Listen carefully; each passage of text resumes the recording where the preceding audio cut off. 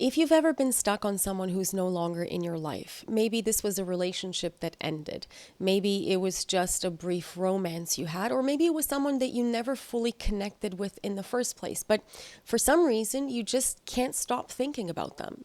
And you've tried to talk to someone about it, or maybe you've just thought about talking to people about it, but every time you try to explain this obsessive romantic pull that you're caught in, you realize other people have trouble getting what you're talking about. No matter how you phrase it, you're there in it mostly by yourself, and no one really knows what you're talking about or what you're experiencing. That's what we're talking about today, because limerence is not just longing and it's not just a regular crush. It's something else entirely. And unless someone has been through it, they probably don't have a very good idea of what you're talking about. Maybe none at all, which means that you're most likely going to have to figure out how to get out of this on your own. Hi, I'm Madalena, and this is You Reclaimed. Around here, we talk a lot about the hidden ways that childhood trauma and nervous system dysregulation in general, how that shapes our adult lives, our relationships, our emotions, our identity. And we do this because we want to finally take our lives back and live them on our own terms. So stick around today because we're talking about why it's so hard to explain limerence to other people, what limerence is exactly, and why it's so important that you don't get stuck in this kind of romantic obsession. Wait, did you subscribe yet? I have a lot more to share and I'd love to have you here for it. It really helps my channel grow and I appreciate it so much. A couple of days ago, I got an email from one of the subscribers on my channel. She's watched all of our limerence videos that we've made so far here, and she's well on her way to recovering from a pretty deep limerent episode, so we've been talking back and forth about it. And after my last video on limerence, I think the one where it started with the Star Trek bit in the beginning, she made an interesting observation that I think we should talk about because it's really important. She said that she thinks it's a little bit harsh to tell someone that they have to separate the fantasy from the person in limerence, that in her case, the two are overlapping quite a bit. They're crossing over a lot because the men that she's limerent over, and we won't use her name, let's just call her Anna for this video. Hello, Anna. She said that he's not all bad, and that he's actually quite lovely and loving when he's available and around. He's not available and around often, and that's part of why they're not in a full, regular relationship, but she doesn't want to villainize him or to demonize his character because there are a lot of good things about him. And Anna doesn't feel that it's fair to ignore all of that. And yeah, I can see that. I can definitely see her point. Sure, because sometimes we're in relationships or situationships or even some kind of affair or quasi-relationship that includes limerence or that turns into limerence because it can't form into a full relationship. And these types of connections can be with good people who have good character traits and great personalities even. Absolutely. But, and it's a very important but, all that being said, here's the thing. The reason it is so dangerous to stay in limerence is that, first and foremost, by staying in it, you're reinforcing a behavior that has already become a pattern for you. And the brain doesn't forget patterns that easily. Every time you ruminate, or you check this person's socials, or you fantasize about what could be with them, you're strengthening the neural pathway that connects this person to a rush of tremendous emotional intensity for you. You get a little dopamine hit every time and your brain goes, good, let's do more of this. That's how the reinforcement works. And it turns interest into fixation and it turns emotional pain into something addictive. And by staying in it, you're not just stuck, you're deepening this pattern. You're embedding it into your emotional reflexes. And over time, it becomes entrenched. Eventually, it starts to feel like it's a part of who you are. And then somewhere down the road, 5 years from now, you can find yourself thinking of your identity in terms of this obsession. I'm Lisa who's limerent for Josh. And it becomes part of your inner narrative. And that makes it so much harder to let go. It's so easy to get stuck in the obsession of limerence so that eventually it becomes your identity. The other problem is that it's really hard to explain limerence to other people because the people you try to explain it to usually fall into one of a few categories. One type of person is someone who gets a little bit limerent at the beginning of all of their relationships. And when you talk to this kind of person about limerence, they'll immediately equate it to having a hard crush or to being infatuated. And they'll say, oh yeah, I've been there. Because they think of it as that early, intense, butterflies in your stomach kind of experience. And the first part of limerence, it does feel like that. Except that it then crosses over into something that's a lot closer to OCD by the end of it. And it becomes this horrendous mix of infatuation and obsessive compulsive thinking. And I assure you that at that point, it is no longer a fun crush for anyone who's been limerent. But people who don't slip into full-blown limerent episodes, maybe because they don't experience those kinds of emotional highs and lows in the same way, or because they don't have the same addictive tendencies, because there's definitely a bit of crossover between people who are more prone to addiction in general and people who experience acute episodes of limerence, or simply because their early infatuations have always progressed into relationships. The bottom line is that these people have no idea what a full limerent episode really feels like. So when you talk to them, their very natural and honestly innocent reaction will be to assume that you just have a crush, that you're a little bit infatuated. Okay, maybe a lot infatuated. And the solution in their mind is, well, either go for it or move on, right? Be with this person if you're able to, or if not, just walk away, date somebody else. Mourn it if you have to, obviously, for a couple of weeks or maybe a couple of months, but then go back out there because you'll be fine. There are plenty of fish in the sea. But you, as the limerence sufferer, know that it's just not that simple. You know that what you're experiencing is no longer solvable with just go for it or move on, because you're far beyond that. Now you're stuck in it and you're completely entangled in this thing, and you can't just untangle yourself overnight without completely changing your thought patterns. So that's one kind of reaction you might get. Another type of reaction comes from the well-meaning friend or neighbor or family member who's never experienced limerence at all. Someone who's just naturally very even-keeled when it comes to love, who's probably securely attached in relationships. And these are the people who can go on dates and stay grounded. They're attracted, they're interested, but their nervous system, it doesn't get hijacked. They're able to reflect calmly on how they feel. And they can say things like, yeah, I really like this person, or no, something doesn't feel aligned. And they can make those kinds of decisions without spiraling, because love for them is still exciting and hot, and it has chemistry and all the good things that we associate with early romance, but it's more emotionally manageable, more emotionally contained. And there are certainly people who can do love in this way. Love unfolds with a sense of clarity, not the kind of high stakes intensity that limerent people are used to. And if you try to talk to this kind of friend about limerence, they'll probably assume fairly that you're having some kind of breakdown, or that you're just being dramatic at best. And they'll tell you that maybe you need to slow down a little bit and get sensible about the situation, and realize again, they'll echo your other friends, realize that there are plenty of fish in the sea. It all goes back to plenty of fish in the sea. They'll tell you to just set your positive intentions about dating, go on some dates, and boom, you're fine. No more limerence. So far we've covered two types of people, and neither one is really helpful when you're in the middle of a really intense episode of limerence.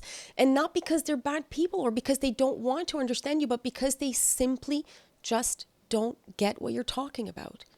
And it's difficult to relate when you don't understand what the other person is feeling. If you've gotten to the part where you're in a full-blown limerent episode, chances are that your thoughts have become intrusive to the point of no return, because your nervous system is completely off the rails at this point.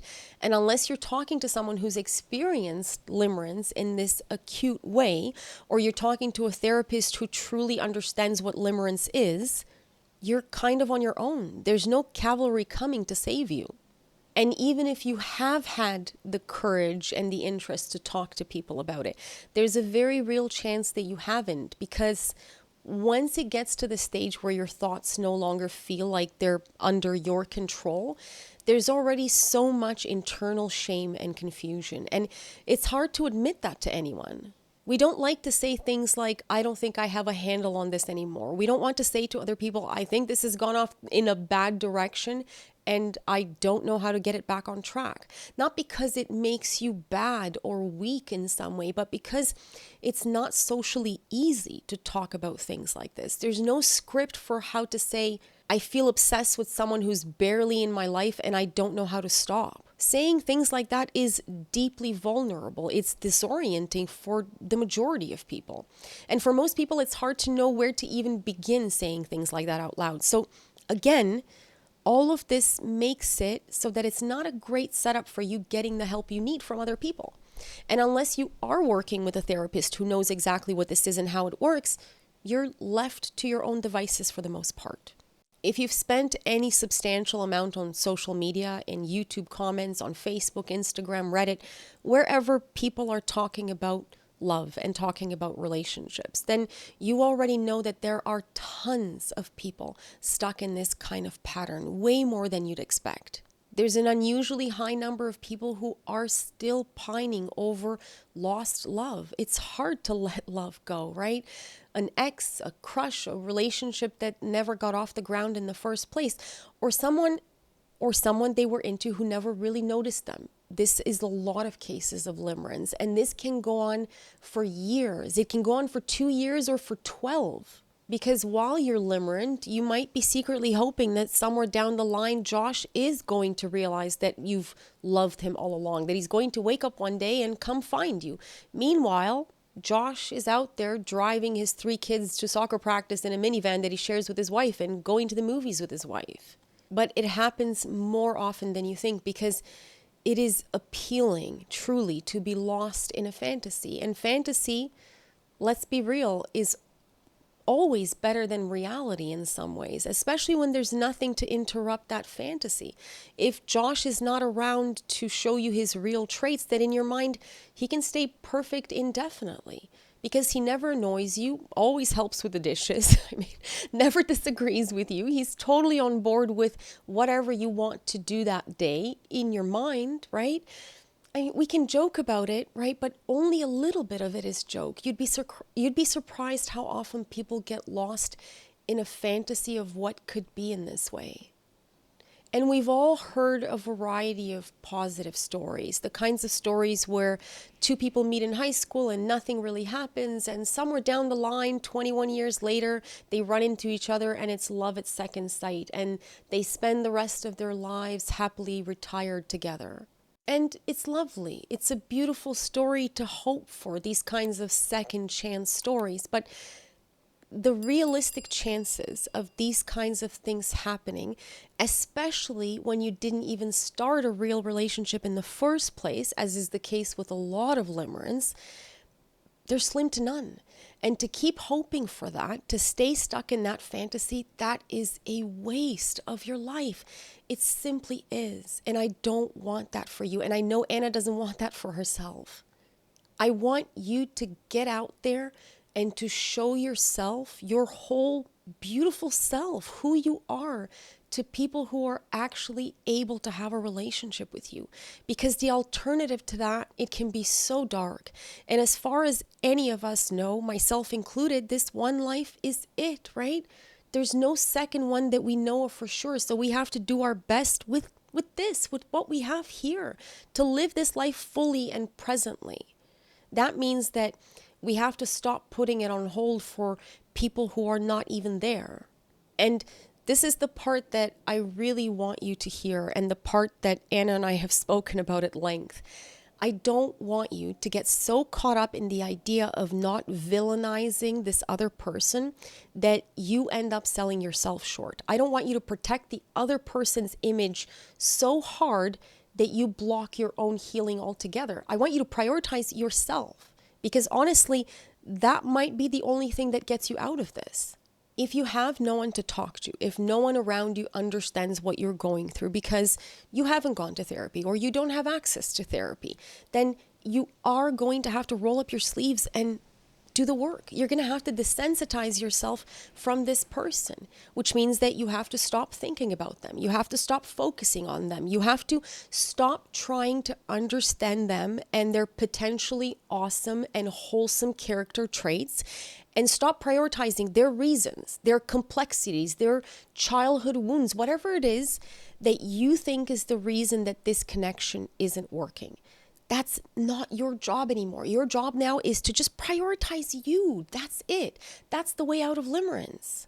And the only way to get there, as far as I can tell, is exactly as I said earlier. You have to wrestle the fantasy apart from the actual person. Sorry, Anna.